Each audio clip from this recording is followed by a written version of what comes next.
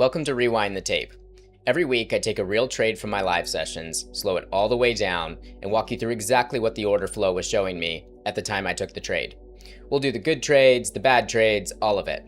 Subscribe if you want a new one each week, and come watch the next one happen with us live. Now, on to the trade. All right. Long here at 70. Stop is at 50.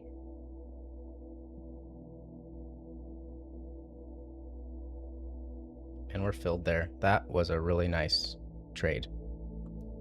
In terms of, that's less me complimenting myself and more just like, that is like as clean as it gets for holding that price. That is like my perfect setup there.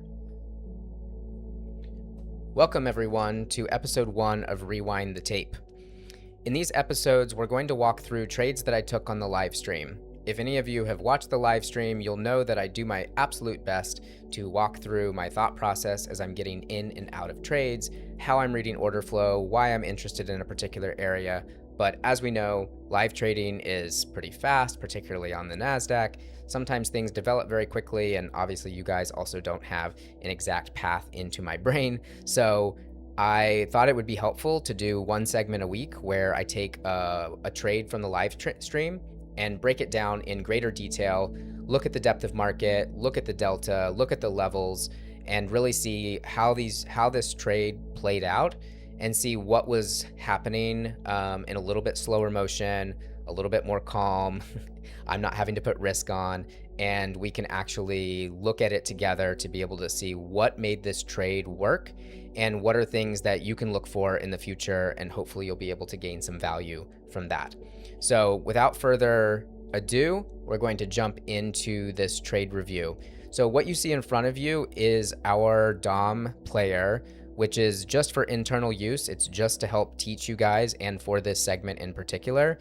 And what it is it is an exact recording of exactly the order flow that you would have seen me trade live. So I actually had a really good time putting this together because I was able to go back and look at the trade that we're going to review today. And I noticed some things that I was like, I'm pretty sure I saw that live, but it was so damn fast that like, I'm not sure if I really saw that. And then there's some things that I picked up that when I slowed it down even further, I was able to pick up and I was like, I did not even see that live. So let's look at this together and we'll just kind of start with kind of like a zoomed out picture of why I was looking in this area for starters.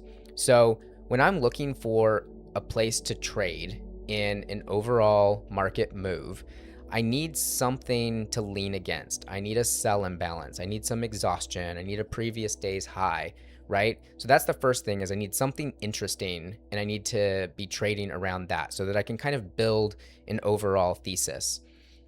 After that, I need some kind of an order flow signal most of the time. I'm not really somebody who's going to buy a rebid of the previous day's high or a re-offer of this. I really need to see large participants there. I need to see buyers stepping in to defend a level, sellers defending a level, something to show me that I can like join the winning team and be a part of their team for long enough to get my points and get back out, right? So once I find that area, I then need to find responsive participants, right? Supportive participants are just going to sit passively at a price and absorb selling as it comes in. And I'm just going to use this example. I do short and I do long, but for all of the examples here, I'm just going to talk about being from the long side so that we don't get confused, right? So a passive participant is one sitting down here at like 31, right? They have an exact price that they want to pay for. They're not chasing up here. They're not the ones moving price up and down. And so I need some of these to hold an area that I'm looking at particularly trading. But I also need active participants because if it's only passive ones, I'm not actually going to be able to get price movement to move price up and towards my offer, right? So I want to be able to see reactions when price comes back to a particular area that it has already bounced out of there enough for me to believe that if it comes back there, I can scalp the second move and hope that price will do something similar that it did the first time, right?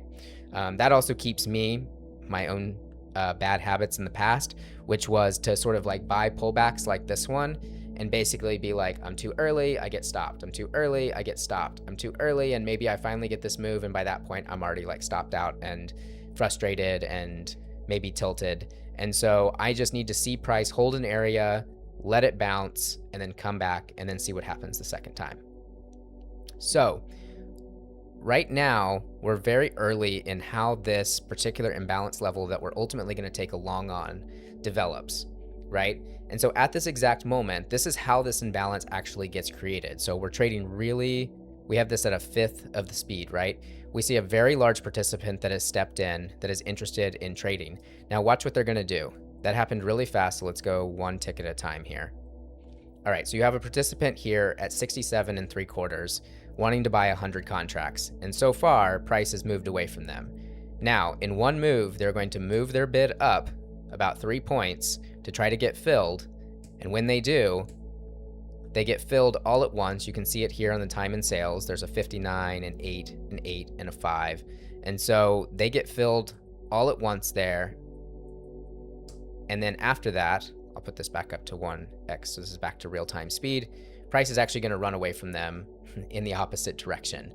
So not sure if somebody had a very good time when that happened, but price is ultimately going to pull back. And the way that our DOM player is also set up, you can see that imbalance showing up once the candle closes. The way that our DOM player works, you'll see that most of these candles are bright and all of the ones over here are opaque. So this is what happens in the future. Obviously, we wouldn't be able to see this live. That would be very helpful. But this is just for the teaching of, we know that we're about to get a large aggressive move to the upside, right? So I'm just going to speed this back up to 5x speed, and we'll see price come running back through and over this imbalance level. And off they go, and they don't even really give it a second look. They just kind of push straight through it, right? So when I watched this live, I was like, well, I want to pull back. And they were like, not yet. Not yet, you don't. Because ultimately, they're going to push price, we'll call this 670. They're going to push price 100 points higher past that level. So now I'm very interested in what price does when it comes back to this level, right? We saw a large participant create an imbalance. We saw a 100-point move up, and now we're coming back, right? So what I'm going to do is I'm actually going to highlight some levels on the depth of market for us to look at. So I'm going to take from 74 to 64, right? Just kind of putting that imbalance somewhere in the middle-ish. There's already another large participant here that's wanting to buy at this level if price comes back there. That's helping my thesis, right? Seeing other large participants want to buy in the area that I would like to buy is a very good sign for my long trade. So price is going to come back, and I'm going to put price back, or put this back to 1x speed. You'll see that during this time, another large order has showed up, right? So now there's another 50 contracts that would like to buy and another 50 contracts that would like to buy. So price is going to come back in. Now I'm not looking to just jump in and buy, right? I want to see, this is the first time we've revisited this after we broke it to the upside. And I want to see, are these buyers not just passive, right? But are they still responsive, right? We're seeing some very large participants in here. You can see all of the size that's getting traded here on the time and sales.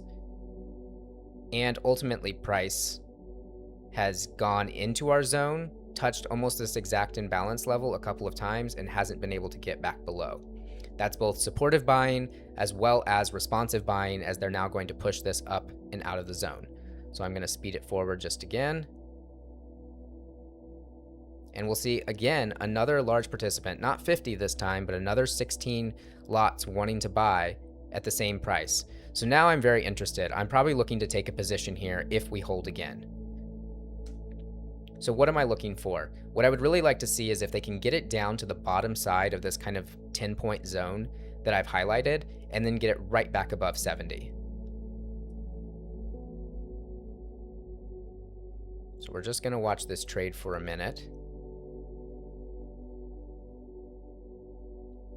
So I'm looking for a quick little flush just to show me that buyers are still willing to step in and participate a little bit lower, so they'll be supportive if I put my stop below there, right? So there's that. There's the quick little flush attempt.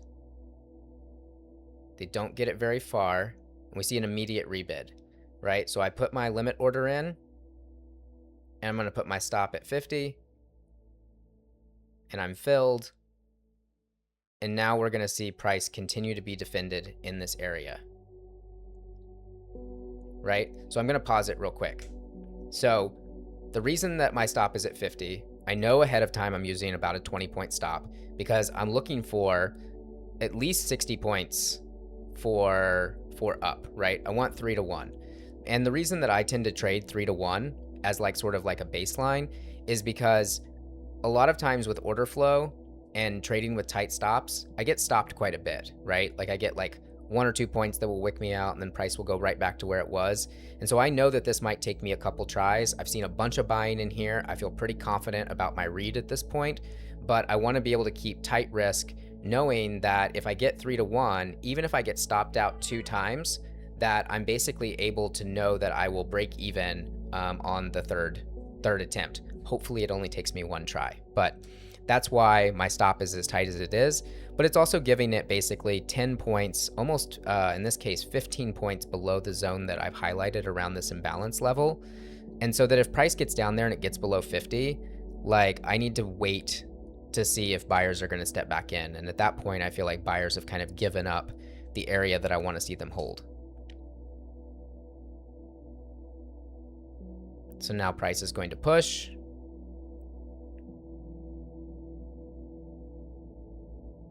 We'll go ahead and speed this up to 2x, as if it isn't fast enough yet.